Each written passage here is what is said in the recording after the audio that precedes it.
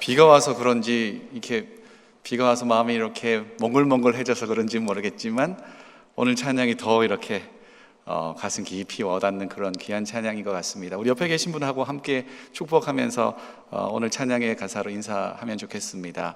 주 안에 살아갑시다. 지금 여러분에게 가장 소중한 것 하나를 골라보라고 한다면 여러분은 어떤 것을 생각하시겠습니까? 지금 가장 소중한 것, 가족이 될 수도 있을 거고 친구가 될 수도 있을 것이고 어떤 물건이 될 수도 있고 어떤 장소나 상태가 될 수도 있을 겁니다. 저에게도 목사님에게 가장 중요한 것 하나는 무엇입니까? 라고 물어본다면 저는 가족이라고 대답하겠습니다. 둘째 아이가 가끔 저에게 물어보는 게 있습니다. 자기를 얼마나 사랑하냐고 물어보는 거예요. 아빠 나 얼마나 사랑해요? 라고 물어보면 저는 이렇게 대답해 주죠. 너를 제일 사랑해. 그러면 이 아이는 또 물어봅니다. 형아는요? 형아는 얼마나 사랑하냐는 거죠. 그러면 대답해 줍니다. 형아는 최고로 사랑해. 제가 여태까지 아이를 양육하면서 가장 좋은 답이라고 생각해요. 제일 사랑하고 최고로 사랑하고 둘 다 사랑한다는 이야기죠. 가늠할 수 없을 만큼 사랑하죠. 오늘 본문에 등장하는 사람은 아브라함입니다. 아브라함에게 가장 소중한 것 하나를 골라보라고 한다면 듣는 즉시로 튀어나올 대답은 바로 백세 얻은 귀한 아들 이삭일 겁니다. 얼마나 귀했겠습니까? 이 아이가 태어나고 젖을 뗄 때에 온 동네 사람들 앞에서 엄청난 규모의 잔치를 벌일 만큼 이삭은 그에게서 특별한 존재고 가장 사랑하는 존재였습니다.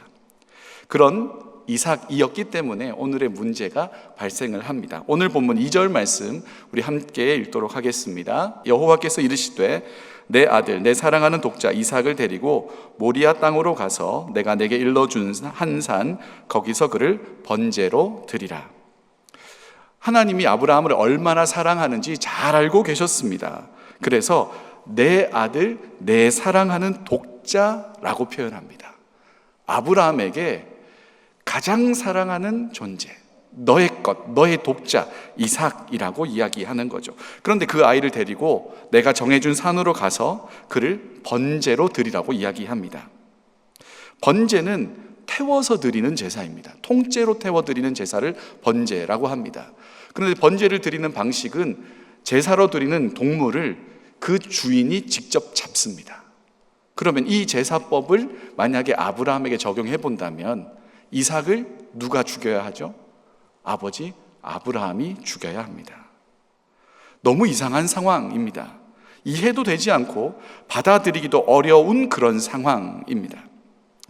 여러분도 혹시 그런 경험을 해보신 적이 있는지 모르겠는데 사람이 정말 심각해지면 잠잠해집니다. 막 호들갑 떨 때는 그래도 어떤 문제 가운데 해결할 방안을 찾기 위해서 동분서주하기 위해 나름의 길이 있을 거라고 생각하고 막 호들갑을 떠는 거거든요. 그런데 정말 심각한 상황이 오면 그걸 도저히 내 힘으로는 감당할 수 없다는 걸 직시하게 되면 사람이 오히려 차분해집니다. 말수가 줄어들게 되죠. 오늘 본문에도 보면 아브라함이 말이 없습니다. 성경이 의도적으로 빼놓았는지는 모르겠지만 기록된 것을 기초로 본다면 아브라함은 거의 말을 하지 않습니다. 말을 할 상황도 아니고 그만큼 상황이 심각했다는 이야기입니다. 성경도 숨죽이듯이 아브라함의 행동만 묘사할 뿐입니다. 3절 말씀 제가 읽어드리겠습니다. 아브라함이 아침에 일찍이 일어나 나귀의 안장을 지우고 두 종과 그의 아들 이삭을 데리고 번제에 쓸 나무를 쪼개어 가지고 떠나 하나님이 자기에게 일러주신 곳으로 가더니 아브라함이 아무 말 없이 조용히 짐을 챙깁니다. 종을 2명 데리고 가고요. 번제에 쓸 나무를 쪼개어 가지고도 갑니다. 그리고 아무도 알지 못하지만 아브라함만 알고 있는 이 번제의 제물이 될 이삭을 함께 데리고 갑니다. 3일 길을 가는데 아무런 말이 없습니다. 입 밖으로 나오는 말은 없겠지만 아브라함의 마음속에는 전쟁 같은 치열함, 하나님을 향한 울부짖음이 있었을 겁니다. 아브라함은 갈대아 우르 출신이거든요. 그곳은 사람을 죽여서 신에게 제물로 바치는 인신공양의 제사법이 있던 동네였습니다. 하나님도 그런 신 중에 하나였구나. 사람을 바치라고 하는구나. 이럴 거면 주시지나 말지 왜 줬다가 뺐냐며 하나님을 향해서 원망과 한탄이 막 쏟아져 나왔을지도 모르겠습니다. 하나님 그렇게 잔인한 분이십니까? 라고 호소하기도 했을 겁니다.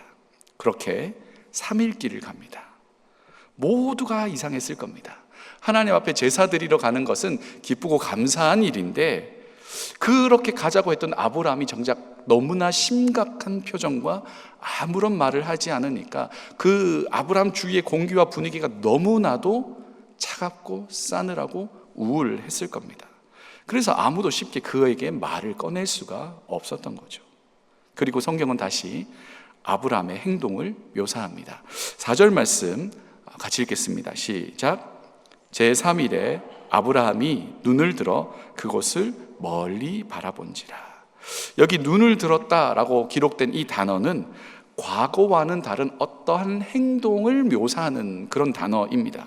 그러니까 3일 내내 아브라함은 하나님이 일러주신 산을 향해서 가고는 있었지만 그곳을 차마 쳐다보지를 못했다는 이야기입니다. 줄곧 땅만 보며 걸어갔다는 이야기입니다. 그런데 이제 눈을 들어 그 산을 바라봅니다. 눈을 들었다는 건 아브라함 마음 안에 어떠한 결론이 났든지 변화가 일어났든지 이제는 무엇인가가 다르게 행동해야 되겠다는 마음이 섰다는 이야기이죠. 종들을 두고 이삭을 데리고 산으로 오릅니다. 이삭에게 번제에 쓸 나무 단을 들게 하고 자기는 불을 붙일 불과 이삭을 잡을 칼을 들고 나아갑니다. 아주 비극적인 장면입니다. 여기에 있는 모든 도구는 이삭을 하나님께 바치게 될, 나쁘게 표현하면 살인 도구들입니다. 직접 아들을 죽여야 하는 너무나 잔인하고 너무나 슬픈 그런 도구들이죠.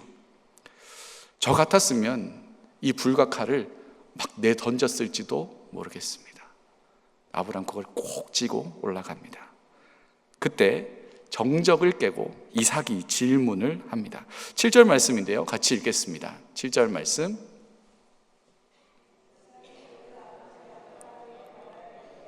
내 아버지여 하니 그가 이르되 내 아들아 내가 여기 있노라.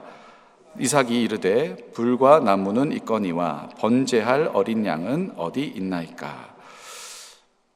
이삭이 봐도 아버지가 이상합니다. 그죠? 평소와 너무너무 달라요. 자기에게 너무나 자상했던 아버지고 나를 너무나 좋아해 주셨던 아버지인데 지금은 너무나 차갑고 싸늘해 보이는 거죠. 자기가 제물로 바쳐질 것이라는 생각은 차마 하지 못했을 겁니다. 그러나 이 상황 자체가 너무나 이상하니까 아버지에게 물어봅니다. 이 질문을 받은 아브라함은 얼마나 뜨끔했겠습니까? 뭐라고 말하지? 이 아이에게 뭐라고 대답해야 될까? 갈등되지 않았겠습니까?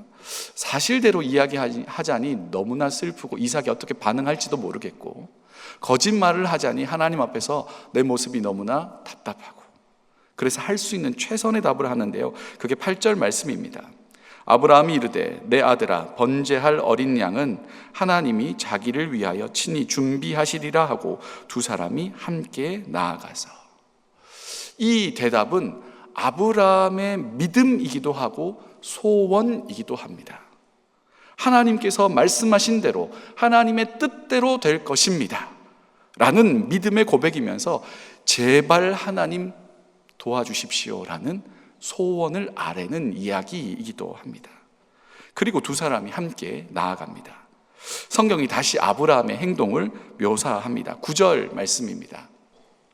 같이 읽겠습니다. 시작. 하나님이 그에게 일러주신 곳에 이른지라. 이에 아브라함이 그곳에 제단을 쌓고 나무를 벌려놓고 그의 아들 이삭을 결박하여 제단 나무 위에 놓고. 성경이 아주 디테일하게 상황과 이 아브라함의 행동을 묘사를 하죠.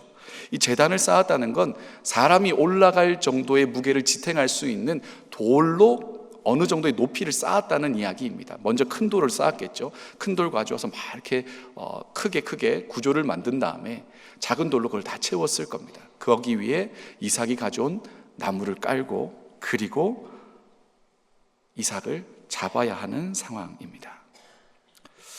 이삭을 결박하고 아들을 죽이려고 하는 이 장면, 이삭을 묶고 아들을 죽이려고 하는 이 장면을 그 예술에서는 아케다라고 부릅니다. 이 장면이 너무나 극적이기 때문에 많은 미술가들, 예술가들이 그림이나 조각으로 이것을 표현했습니다. 이 아케다라는 말이 히브리 말로 묶다라는 뜻입니다. 이삭이 묶여 있고 아버지가 아들을 죽이려고 하는 이 장면, 렘브란트나 샤갈이나 카르바조나 많은 작가들이 이 장면을 극적으로 표현했습니다.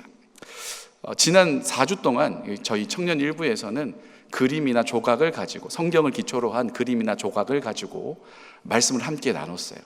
이 작가는 어떻게 이 말씀을 묵상하고 해석해서 나름의 자신의 색감과 이 고유한 시그니처를 가지고 이렇게 표현해냈는지를 살피면서 은혜를 나누었습니다.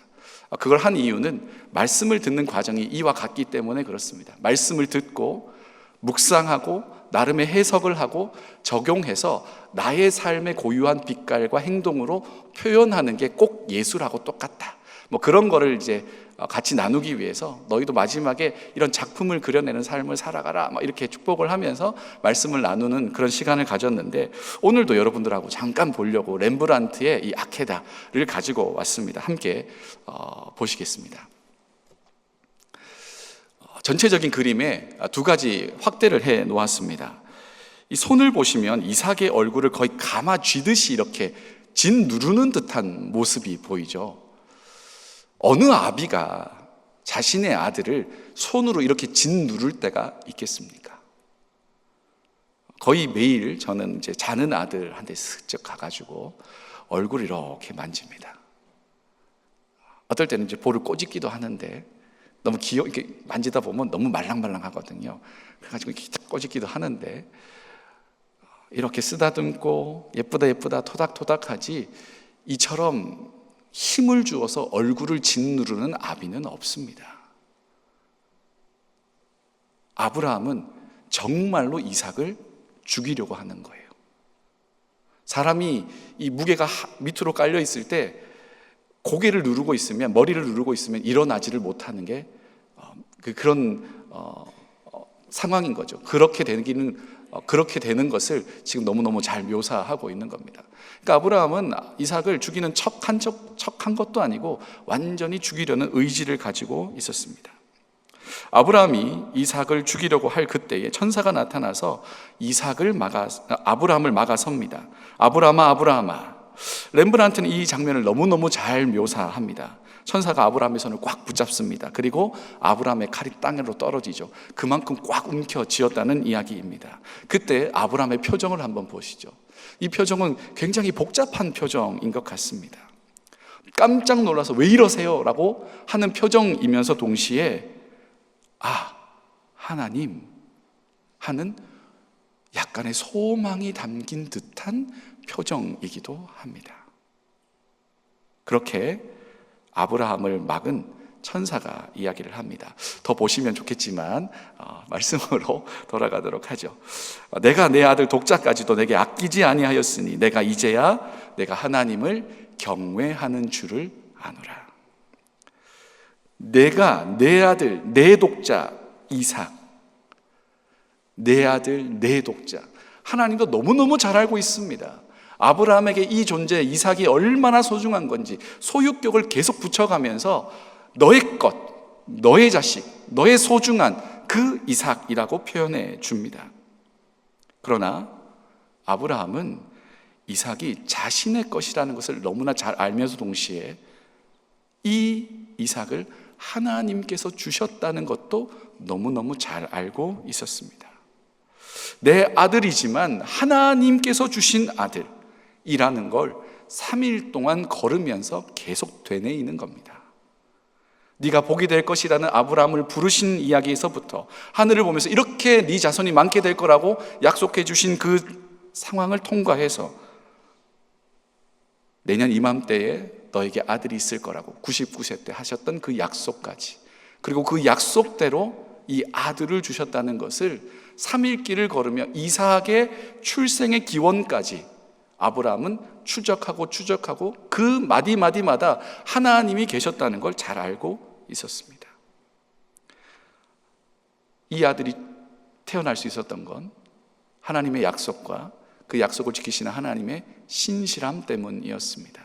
그러니 이삭의 주인은 내가 아니라 하나님이라는 것도 아브라함은 알고 있었습니다. 알고 있는 것과 그것을 받아들이는 것 가운데는 엄청난 간극이 있습니다. 그래서 아브라함에게 3일의 시간이 필요했습니다. 원망으로 시작했지만 결국에는 그래, 이 아들은 하나님의 것이지, 하나님이 주신 것이지 라고 결론을 내리고 고개를 들어 산을 바라봅니다. 그에게는 이런 믿음도 있었습니다. 오늘 본문 앞장인 21장 12절 말씀인데요, 참 중요한 말씀인데 같이 읽겠습니다. 시작. 하나님이 아브라함에게 이르시되 내 아이나 내 여종으로 말미암아 근심하지 말고 사라가 내게 이른 말을 다 들으라. 이삭에게서 나는 자라야 내 씨라 부를 것임이니라. 아멘. 이게 오늘 보면 바로 앞에 있는 이야기입니다. 하나님께서 이삭을 통해서 자손을 낳게 해주시겠다고 약속하셨습니다. 그런데 갑자기 22장에 아들을 바치라고 하는 겁니다. 너무나 혼란스럽죠. 정리가 하나도 안 되는 겁니다. 그런데 아브라함이 붙든 것은 하나님의 신실함, 그 약속이 서로 상충되지 않는다는 믿음이었습니다. 히브리서에는 이것을 어디까지 확장하냐면 아브라함이 이 약속을 믿고 있었기 때문에, 이삭을 통해 축복의 계보가 이어질 것이라는 것을 믿고 있었기 때문에 이삭을 내가 죽일지라도 하나님께서 그를 다시 살리실 거라는 믿음까지 이야기합니다. 엄청난 믿음이에요. 아케다, 묶다라는 뜻입니다. 아브라함이 이삭을 묶은 것을 아케다라고 부르지만 사실은 하나님이 묶여 계신 상황입니다.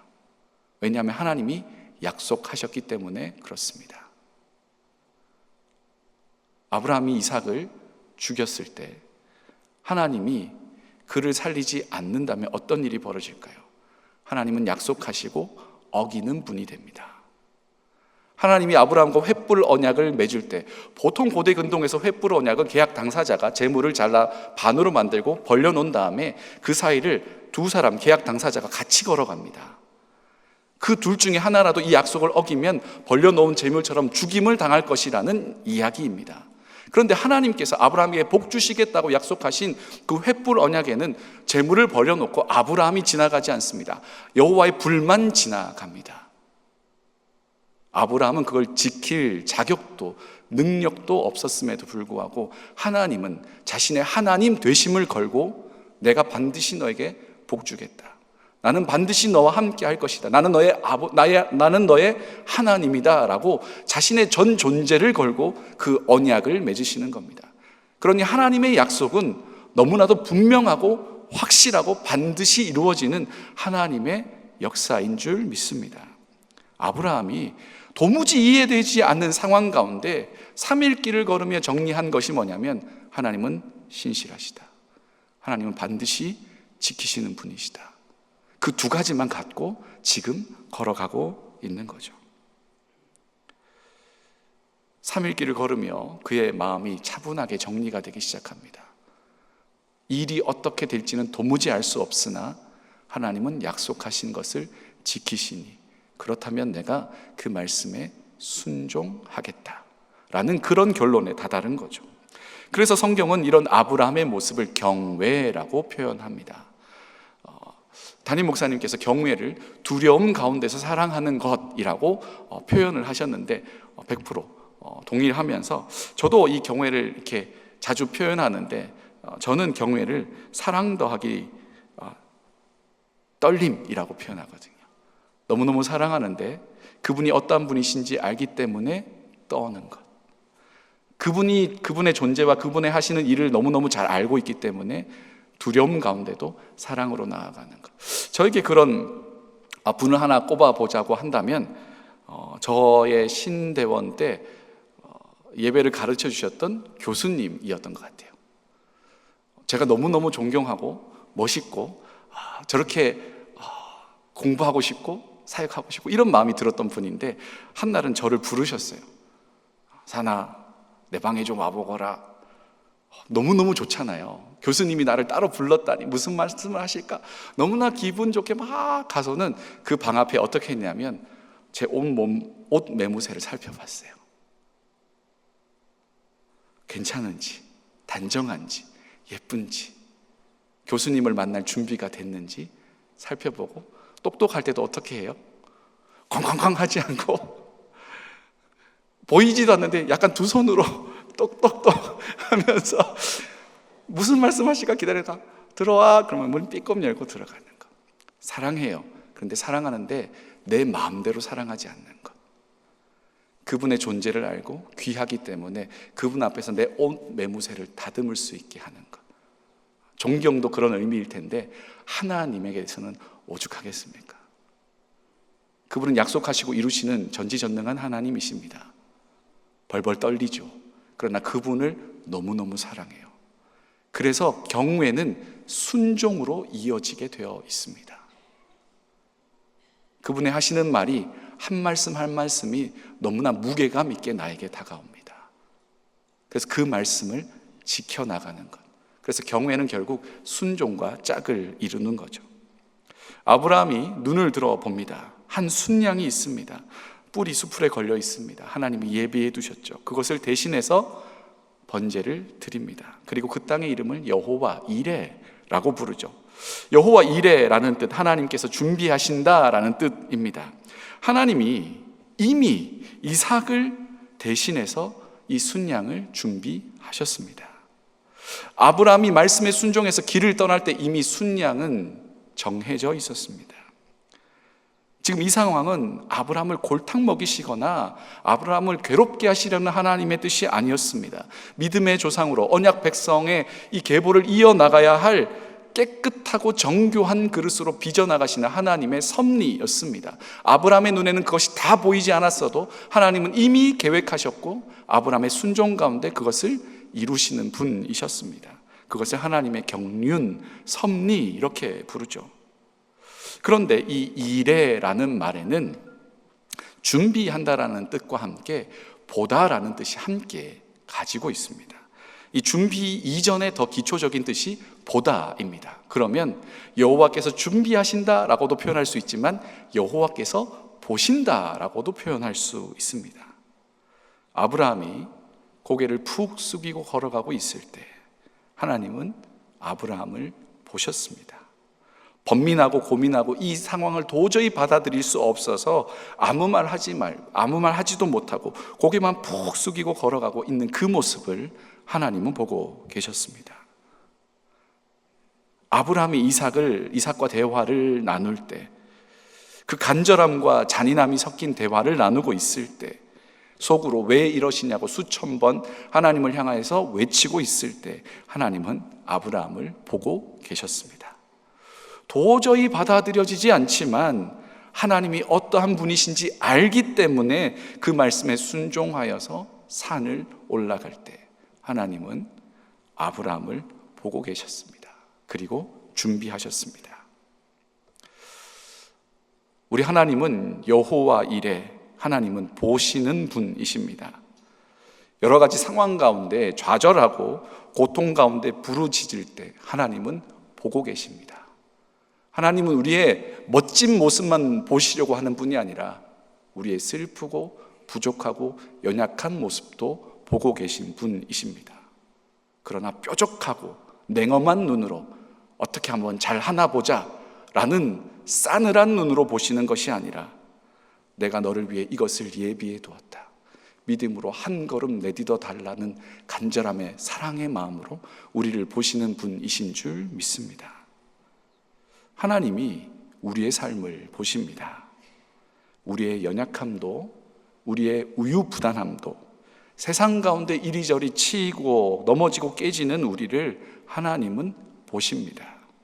쉽게 유혹에 흔들리고 넘어지는 우리를 보십니다.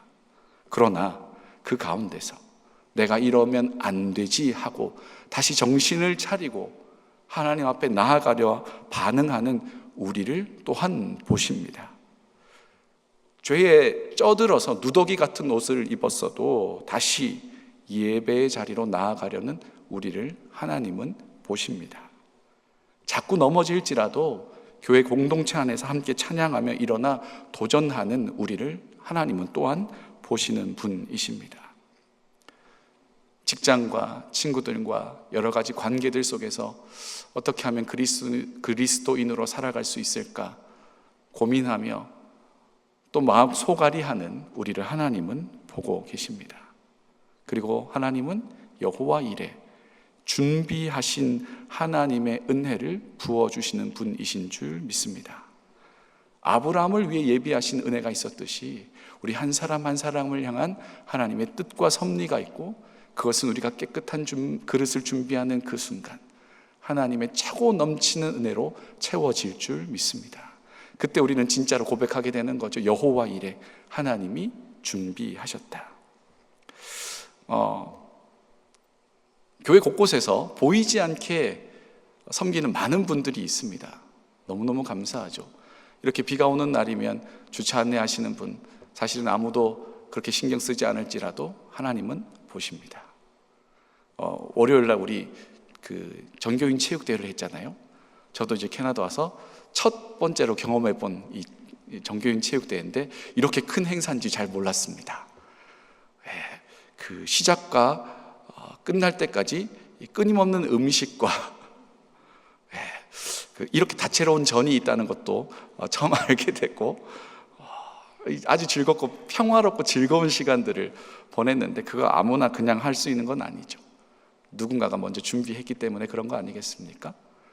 한 달 전부터, 두 달 전부터 막 회의하고 준비하고 이거 필요하다고 맡은 담당자들이 성실하게 하고, 우리 눈에는 결과만 보이지만 하나님은 그 과정을 다 보시는 분이십니다. 우리 가정 그냥 이렇게 되는 거 아니지 않습니까? 누군가는 땀을 흘려 일하고, 누군가는 자녀들을 위해 기도하고, 그 모든 과정을 통해 결과물이 있을지라도, 결과물만 우리 눈에 보일지라도 그 모든 과정을 하나님은 보시는 분이십니다. 그리고 그 모든 결과물들을 통해서 여호와 이레, 하나님께서 다 예비해 두셨다고, 우리를 여기까지 이르게 해주셨다고 찬양하게 하시는 줄 믿습니다. 다음 주 화요일에 이제 청년들과 함께 제가 일본에 이제 단기 선교를 가는데, 이 말씀은 사실 거기에 더 초점을 맞추고 말씀을 준비하고 싶었어요. 왜냐하면 일본 선교를 준비하면서 진짜 여러 가지 이야기를 많이 찾아보고 또 듣게 됐는데, 와, 이렇게 한 영혼이 귀한 동네가 어디 있을까라는 생각을 하게 됐습니다. 신문지에다가 이제 전도지, 그리고 저희가 갑니다, 이제 오세요, 뭐 저희는 이제 찬양으로 콘서트를 하면서 이렇게 전도를 하는 목적을 가지고 준비하고 있거든요. 그래서 이런 곡들도 할 거고요, 오셔서 뭐 하시고요, 같이 합시다라는 것들을 전단지로 이제 만들었어요. 그거를 신문지에 넣어서 만부를 이렇게 돌린다고 합니다.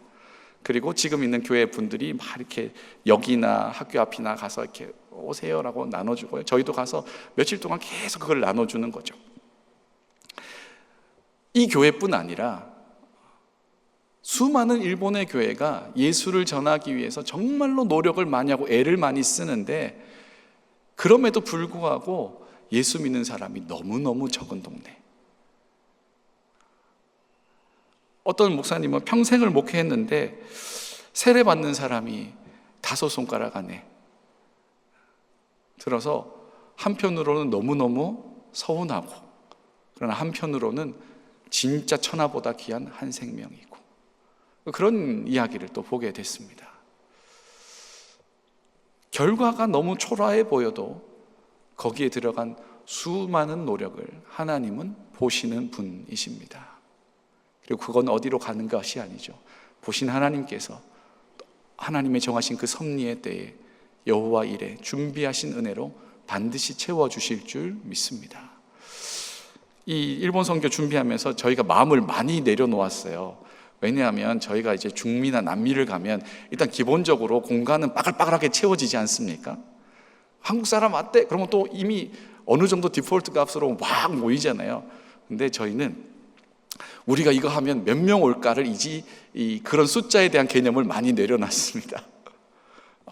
그러나 만나는 사람에게 최선을 다해서 우리가 할 수 있는 예수를 전하는 것, 우리를 통해서 그 교회가 다시 한번 좀 활력을 얻고 선교사님이 힘을 얻고 또 하나님께서 예배해 두신 그 한 생명 한 생명을 만나서 함께 누리는 것, 그 생명의 가치 자체에 신경을 쓰기 시작했어요. 그리고 기대합니다. 일본에서 이제 선교사님이 연락을 주셨는데 꽤나 반응이 좋습니다. 괜히 저희 오는데 기운 빠지지 말라고 하시는 이야기일 수도 있겠지만 기대하는 마음도 사실은 있어요. 그 공간 가운데 찾아오는 사람들에게 우리가 만난 예수를 같이 나누고 전하게 되고 여호와 이레의 고백을 하게 되는 그런 놀라운 순간이 우리의 때에 있으면 참 좋겠다. 그러나 우리의 때에 있지 않더라도 우리가 준비하는 그 한 사람이 된다면 그것으로도 참 가치 있는 일이다 라는 생각을 합니다. 울며 씨를 뿌리는 자는 반드시 기쁨으로 그 단을 거둘 때가 옵니다. 하나님께서 그렇게 우리의 삶을 보고 계십니다. 다양한 상황과 환경 속에서도 불안하고 초조하고 답답하고 억울할지라도, 그러나 그 떨리는 손으로 다시 한번 하나님을 붙들고 나아가는 우리를 하나님은 보고 계십니다. 그러니 흔들려도 괜찮지만 흔들리는 상태로 계속 있지 마시고 신실하신 하나님, 반드시 그 약속을 지키시는 하나님을 붙들며 오늘을 다시 살아가는 저와 여러분 되기를 간절히 소망합니다. 이 시간이 쌓이면 우리도 여호와 이레, 하나님께서 이렇게 준비해 두셨구나 라는 고백을 우리와 우리 자녀 손들을 통해 고백하게 될 줄 믿습니다.